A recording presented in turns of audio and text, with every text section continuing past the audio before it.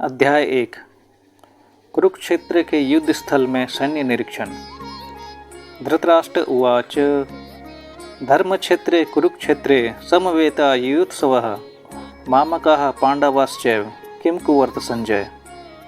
धृतराष्ट्र ने कहा, हे संजय, धर्मभूमि कुरुक्षेत्र में युद्ध की इच्छा से एकत्र हुए मेरे तथा पांडु के पुत्रों ने क्या किया।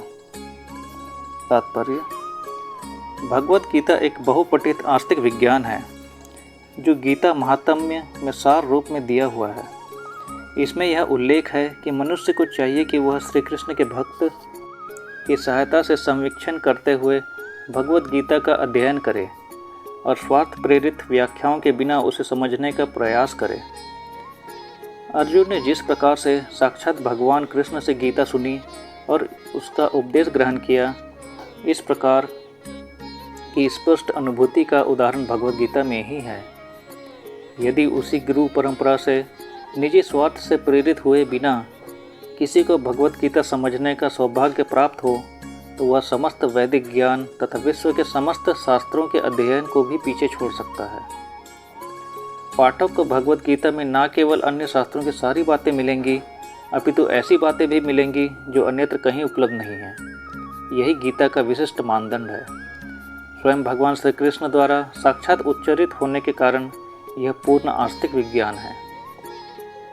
महाभारत में वर्णित धृतराष्ट्र तथा संजय की वार्ताएं इस महान दर्शन के मूल सिद्धांत का कार्य करती हैं। माना जाता है कि इस दर्शन की प्रस्तुति कुरुक्षेत्र के युद्ध स्थल में हुई, जो कि वैदिक युग से ही पवित्र तीर्थ स्थल रहा है। इसका प्रवचन भगवान द्वारा मानव जाति के पथ प्रदर्शन हेतु तब किया गया जब वे इस लोक में स्वयं उपस्थित थे। धर्म क्षेत्र शब्द सार्थक है क्योंकि कुरुक्षेत्र के युद्ध स्थल में अर्जुन के पक्ष में श्री भगवान स्वयं उपस्थित थे।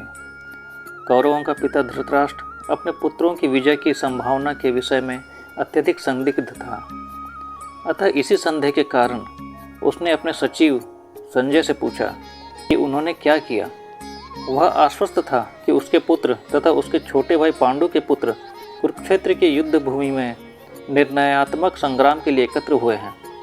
वह आश्वस्त था कि उसके पुत्र तथा उसके छोटे भाई पांडु के पुत्र कुरुक्षेत्र की युद्ध भूमि में निर्णयात्मक संग्राम के लिए एकत्र हुए हैं। फिर भी उसकी जिज्ञासा सार्थक है। वह नहीं चाहता था कि भाइयों में कोई समझौता हो। अतः वह युद्ध भूमि में अपने पुत्रों की नियति के विषय में आश्वस्त होना चाह रहा था। क्योंकि इस युद्ध को कुरुक्षेत्र में लड़ा जाना था, जिसका उल्लेख वेदों में स्वर्ग के निवासियों के लिए भी तीर्थ स्थल के रूप में हुआ है।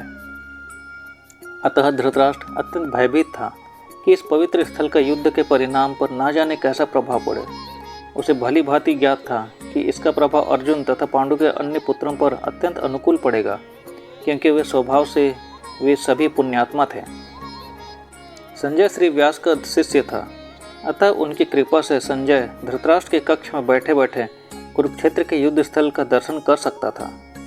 इसलिए धृतराष्ट्र ने उससे युद्ध स्थल की स्थिति के विषय में पूछा। पांडव तथा धृतराष्ट्र के पुत्र दोनों ही एक वंश से संबंधित है, किंतु यहाँ पर धृतराष्ट्र के वाक्य से उसके मनोभाव प्रकट होते हैं। उसने जानबूझकर अपने पुत्रों को कुरु कहा और पांडु के पुत्रों को वंश के उत्तराधिकार से अलग कर दिया। इस तरह पांडु के पुत्रों अर्थात अपने भतीजों के साथ धृतराष्ट्र की विशिष्ट मनःस्थिति इसको समझी जा सकती है। जिस प्रकार धान के खेत से अवांछित पौधों को उखाड़ दिया जाता है, उसी प्रकार इस कथा के आरंभ में से ही ऐसी आशा की जाती है कि जहाँ धर्म के पिता श्री कृष्ण उपस्थित हों, वहाँ कुरुक्षेत्र रूपी खेत में दुर्योधन आदि धृतराष्ट्र के पुत्र रूपी अवांछित पौधों को समूल नष्ट करके युधिष्ठिर आदि नितांत धार्मिक पुरुषों की स्थापना की जाएगी। जहाँ धर्म क्षेत्र तथा कुरुक्षेत्र शब्दों की उनकी ऐतिहासिक तथा वैदिक महत्ता के अतिरिक्त यही सार्थकता है।